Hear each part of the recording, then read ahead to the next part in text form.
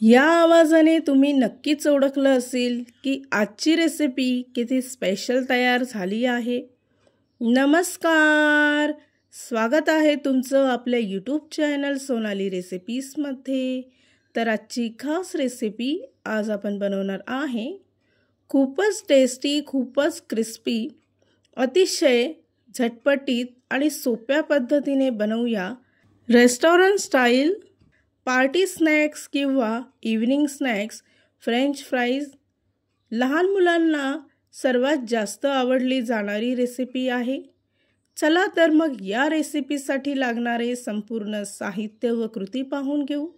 Restaurant style French fries बनवण्यासाठी इथे मी 4 मध्यम आकाराचे बटाटे घेतले आहे।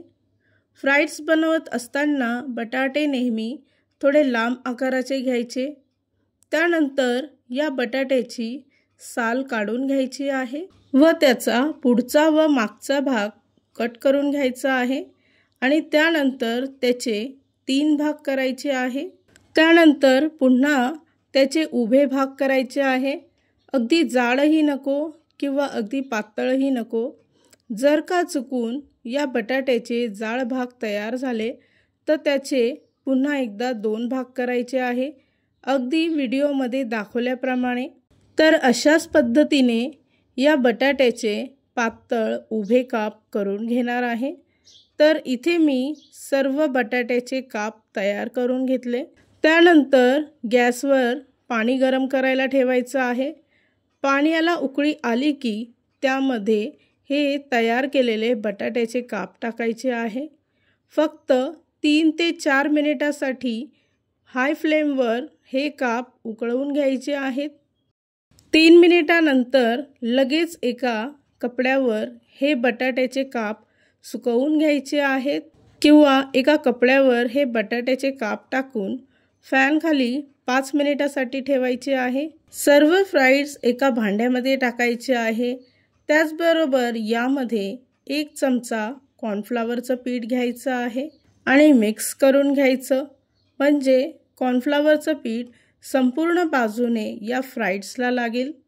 त्यानंतर इथे मी एका पॅनमध्ये तेल तापवून ठेवलं होतं।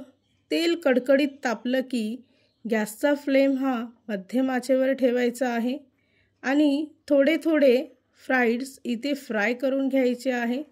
या रेसिपीसाठी लागणारे संपूर्ण साहित्य व कृती मी तुम्हाला डिस्क्रिप्शन बॉक्समध्ये दिले आहेत, तर तुम्ही तिथे जाऊन चेक करू शकता। फ्रेंच फ्राईज फ्राय करण्यासाठी साधारणतः 1 ते 2 मिनिटांमध्येच हे फ्राईज फ्राय होतात।